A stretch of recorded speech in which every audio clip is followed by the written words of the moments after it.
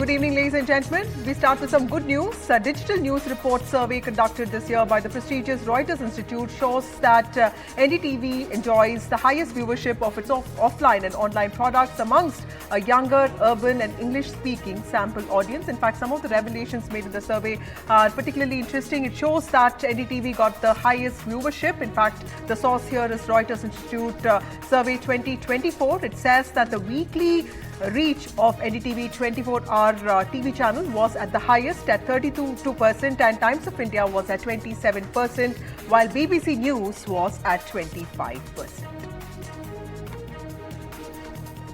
Over to the other important story that we are discussing today. In the past 72 hours, a relentless heat wave in the capital has resulted in at least 7 deaths across the national capital, and this is due to heat stroke at 3 different, of course, the patients are in 3 different Delhi hospitals. A SpiceJet flight, in fact, has blamed its dysfunctional air conditioning on the heat wave. An Indigo flight from Delhi to Bagdogra was also delayed for over 3 hours at the Delhi airport due to a technical snag, which it said resulted from high ground temperatures. Now, from ACs erupting in flames causing fires to power cuts, the ongoing heat wave has been affecting us all. Electricity consumption, in fact, has also seen a manifold increase. States are experiencing power outages. Our infrastructure has taken a toll, and so have the livelihoods of people who have to be out in the sun for their everyday jobs. Historically, heat waves in India lasted for 5 to 15 days, but this year they have persisted through most of May and June. So what are the simple ways in which cities can adapt to heat waves? Do we need to reimagine the way we plan our cities? What are the special interventions that are needed, especially for vulnerable communities? And more importantly, how can our infrastructure, the machines we use every day, the modes of transport that we use every day, how do they need to evolve to suit changing times in which heat waves are not only getting longer, but also more severe? To discuss this, we are joined by Arkaja Singh, Fellow at the Council of Environment, Energy and Water. We also have Sugit Grover, who is Program Manager at Sustainable Habitat Team, CSC India. We also have Dr. Karthikey Kohli, who is a Senior Consultant, Internal Medicine. Thank you all of you for joining me on this show. Arkaja, you've worked with several organizations, including governments. I was reading up on something. There is a city in Spain which was in fact the first city to start naming its heat waves, and the mayor there in fact brought in a policy of shade which basically included planting 5,000 trees a year, building more public fountains. Now, a lot of this may not be realistic for India, but as somebody who knows urban planning, what kind of reimagining of cities do we need to make them more livable in the context of worsening heat? Thanks, Vasudha. Yes, I mean, it's not that unrealistic, actually. I think it's possible to envision some of this in Indian cities. But first of all, I think it's worth saying why cities need special attention. And, very briefly, that's because of something that they call the urban heat island effect, which is, when you replace natural vegetation and natural land cover with okay, Arkaja, I'm just coming to, I'm really sorry to interrupt you. The cabinet briefing is on. I'm just coming back to you once this gets over. Thank you so much. आज की इस briefing में 5 important decisions आपके सामने रखूंगा। आप सब जानते हैं कि प्रधानमंत्री श्री नरेंद्र मोदी जी किसानों को, अन्नदाताओं को हमेशा एक प्राथमिकता देते हैं। अपने नए कार्यकाल में जो सबसे पहला डिसीजन लिया, वो डिसीजन भी किसानों के हित में लिया गया था। आज की कैबिनेट में ऐसा ही एक बहुत महत्वपूर्ण फैसला लिया गया है। In today's cabinet also one very important decision has been taken regarding the welfare of farmers. Kharif season start हो रहा है। खरीफ सीजन के लिए 14 क्रॉप्स पे मिनिमम सपोर्ट प्राइस आज कैबिनेट ने अप्रूव किया है। मैं इन प्राइसेस के बारे में पढ़ूंगा, उससे पहले I will give the context. In the 2018 union budget, the government of India had given a very clear policy decision, had taken a very clear policy decision that MSP कम से कम 1.5 गुना होनी ही चाहिए कॉस्ट की. It has to be at least 1.5 times the cost of production. तो आज के जो फैसले आप देखेंगे, इन सब फैसलों में इस प्रिंसिपल को ध्यान रखा गया है. Every crop that I am going to read out will be will have at least 50% more MSP compared to the cost. और कॉस्ट को निकालने का भी बहुत ही साइंटिफिक तरीका है. इसका एक मैकेनिज्म है. CACP के द्वारा देश भर में कई तहसीलों में, कई जिलों में, कई विलेजेस में जाके स्टडी किया जाता है. कॉस्ट ऑफ प्रोडक्शन सारे के सारे फैक्टर्स को लेके स्टडी किया जाता है.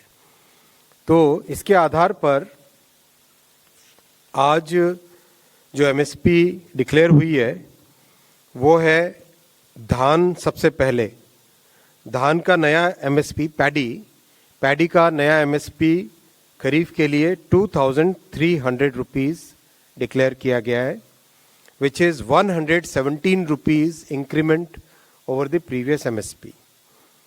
आप इसको 2,300 को अगर आप कॉन्टेक्स्ट में देखना चाहोगे, दैट इज अगर 2013-14 का जो प्राइस था, दैट प्राइस वाज 1,310 रुपीज, 1,310. यानी कहाँ 1,310 था और कहाँ आज 2,300 है.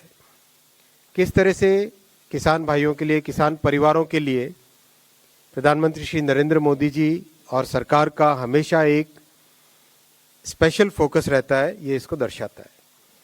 इसी तरह से कॉटन, जो कि बहुत इंपॉर्टेंट क्रॉप है, इसका MSP 7,121 और एक दूसरी वैरायटी है उसमें 7,521 रुपीज डिक्लेयर किया है, जो कि 501 रुपये ज़्यादा है, 501 रुपीज ज़्यादा है compare to the previous MSP.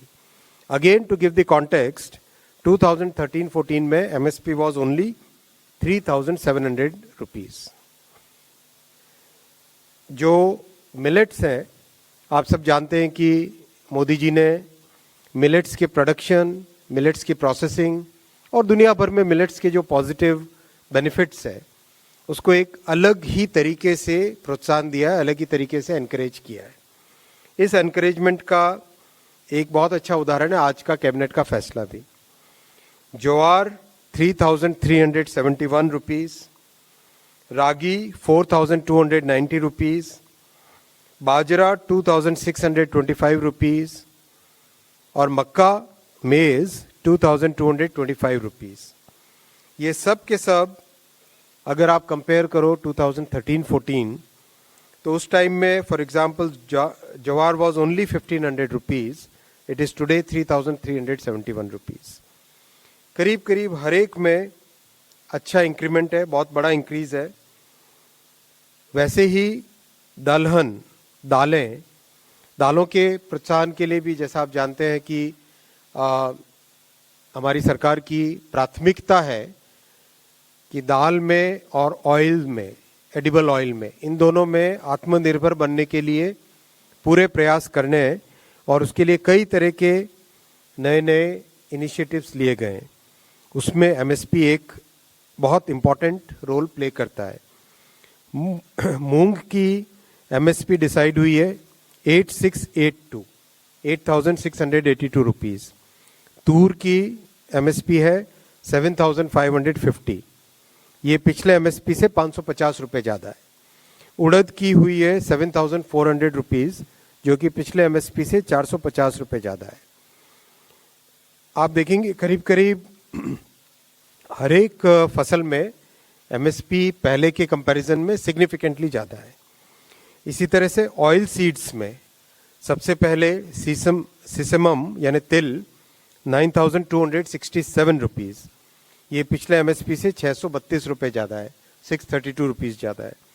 Groundnut मूंगफली का तेल 6,783, 6,783.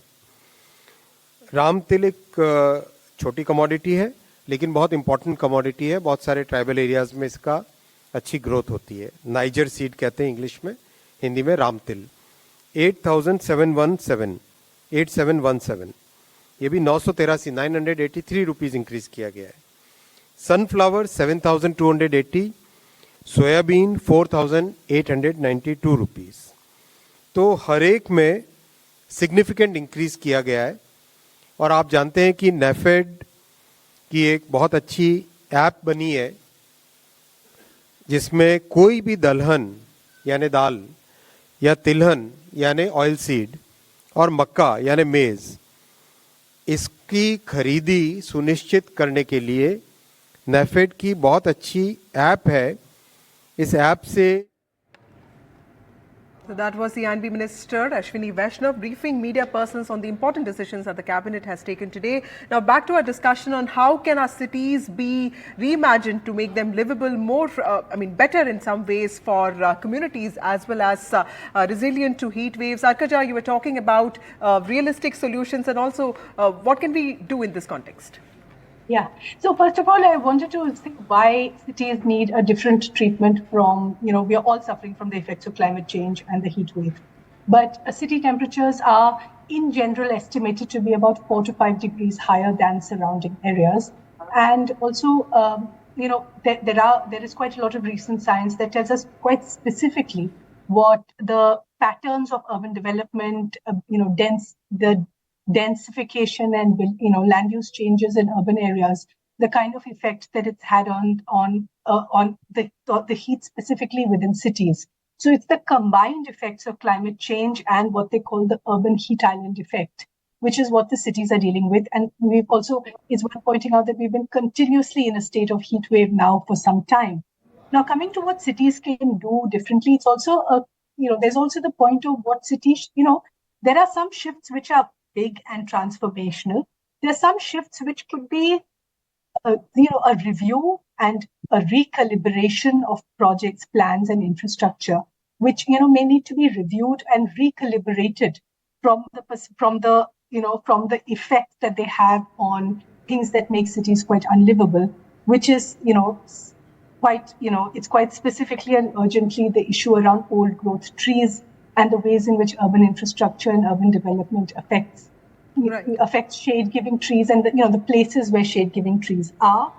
The other things about green spaces, water bodies, having tree canopies in public areas, building design, and also particularly the housing in high-risk areas and housing of vulnerable populations, which means people who live, particularly within cities, also in high-risk areas. All of these need kind of specific interventions which one could classify in the zone of urban planning interventions.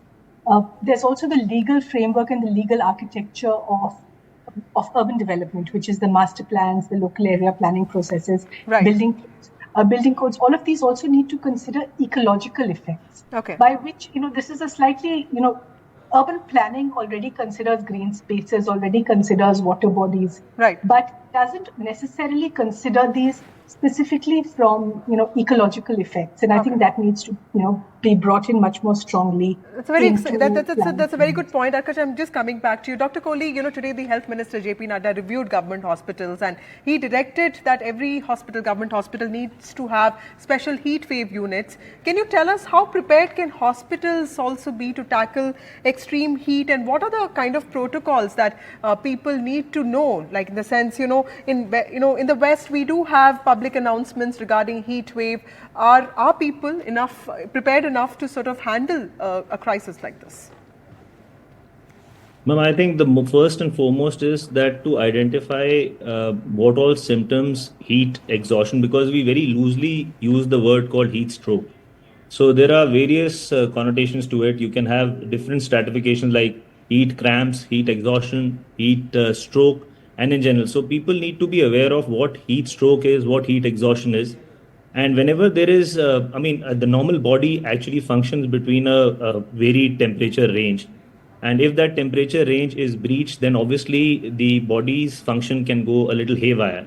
And obviously people can have various symptoms like nausea, vomiting, heat cramps, high rise in temperature, and sometimes vascular instability, hemodynamic instability also. So first and foremost, we need to educate the population regarding these symptoms, identify these symptoms timely, appropriately. And then obviously, as far as ma'am was saying, that a part of preparedness with respect to the infrastructure should also be done. So obviously heat, this was done in past as well in central government hospitals as well as Delhi government hospitals, where the heat stroke units were created, wherein urgently and adequately, whenever we were identifying anybody with any preemptive heat stroke or heat exhaustion, we used to preempt the treatment, give them IV fluids, keep the units cool, give them high intensity fluid at a lower temperature, and obviously then monitor their vascular status as well, and then obviously watch them over a period of next 48 to 72 hours, because heat related deaths are quite common when the temperature range can go beyond a certain level. Right. Also, Mr. Grover, cities across India seem to be, suffering from this brutal heat wave. What do you think? I mean, is it also because we have less vegetation now and more heat-holding material and infrastructure? What needs to change, sir? Okay, so there are basically three things that we're doing. We're consuming more. I mean, we're producing more amount of heat.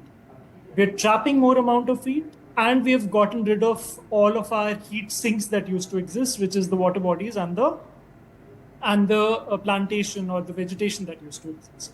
Now, in terms of producing less amount of heat, what we need to do is we need to build the urban fabric needs to be controlled in a way that we have less amount of, let's say, what we're doing right now is we have more amount of glass in our buildings, which is trapping more heat.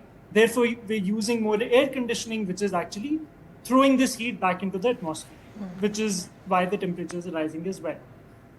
In terms of, we're also sort of creating our urban spaces in a way that we're dependent on private transportation, which has its own, because of which we again have the similar effect of heat getting generated.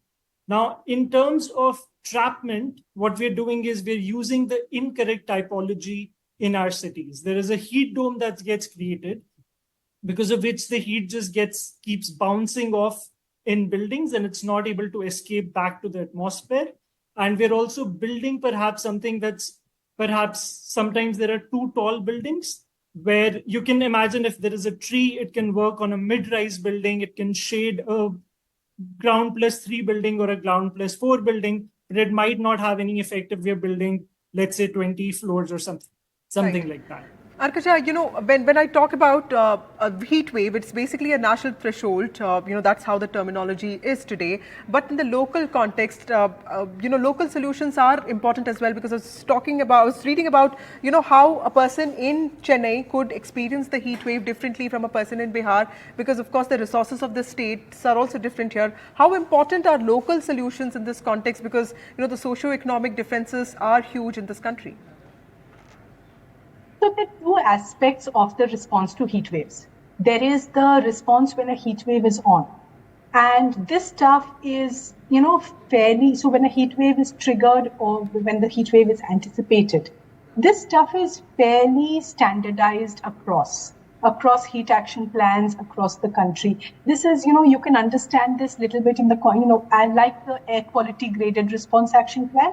There are things that, air school timings, working hours, various sorts of interventions, preparedness in medical centers, water, various kinds of arrangements that can come into place when a heat wave is triggered. This, here preparedness is key. And the institutional framework needs to be able to anticipate the heat wave and be ready for it, because, in the moment of crisis, you'd be able to do better if you're prepared. But the other aspect of the heat wave is how to take the edge off the crisis and how to, mitigate or adapt around some of the problems that we have with cities and urbanization. Now, this requires, of course, a lot of this onus is on the state.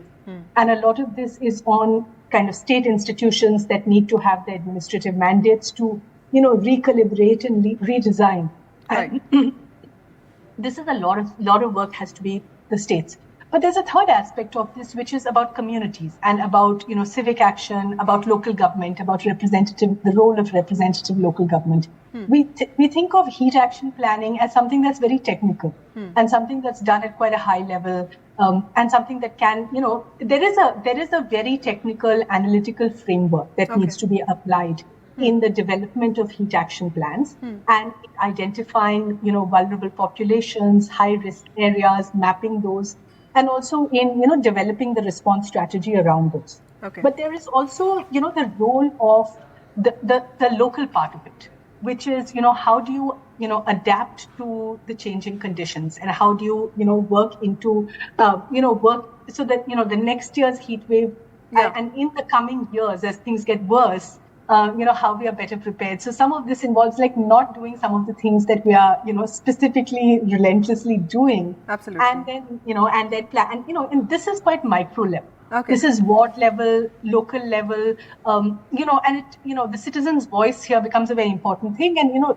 very recently you hear of citizen groups in Bhopal, in Dehradun, in various places who say, there are these projects which are on the anvil, which are about to happen, which are going to cut off this many trees. And, that voice needs to be heard. It's not a kind of anti-development voice. Right. But something that needs to, be the opening for, a much Absolutely. stronger kind of state-society partnership around responding to heat. So voices of communities should be heard. Dr. Kohli, you heard what Arkaja also said, and of course, Mr. Grover, what should be the emergency protocols? What is something that every family needs to know, sir, when it comes to worsening heat waves? Is there something that all of us need to know to be better prepared for next year? I think ma'am gave the example absolutely correctly. So one is basically something which is a protocol approach, which can be, as an emergency solution, like what is going on right now. And something can be a long drawn solution to prevent something in future, which is like, because the climate change is going on. So obviously we'll anticipate maybe a similar or a worse heat wave next year as well. So in that respect, obviously, it is extremely important to identify, as I said, identify your vulnerable population. So in our set, like a country or like ours, which is like so diverse, and there are so many socio-economic challenges wherein people can be working on streets, like you can have people like traffic policemen, you can have people like farmers and all will be exposed to heat, which will be somebody like in the normal corporate chambers. So obviously we have to identify the vulnerable population. In our set, like you can see people who are having comorbidities like elderlies, like young age children, like pregnant females and females in general otherwise, and people who are having comorbidities like cardiac diseases, kidney injury, diabetes. You need to have the hydration quite potent in these kind of in set of population. Right. So obviously identifying them, making general population aware of the heat impact, recognizing that heat is actually a health hazard. It's not just a physical phenomenon. There is as I said, that body tends to function between a perfect range of temperature, beyond which a lot of functions of the body can go a little haywire, whether it's proteins, enzymes, or whatever it is. So it is extremely important that to identify those people, making them aware of the situation. Right. And then obviously having that protocols in order, like you said, that what kind of institutional or infrastructure changes should be there. Yes. So you should know do's and don'ts in that case, and probably be a little prepared with respect to health preparedness. That's right. all. Mr. Grover, last word from you. What would your closing remarks be in terms of, I really like the point that Arkaja pointed out, that community participation is very important and listening to that voice. So I think our cities in themselves provide us a lot of opportunity to get things started at least.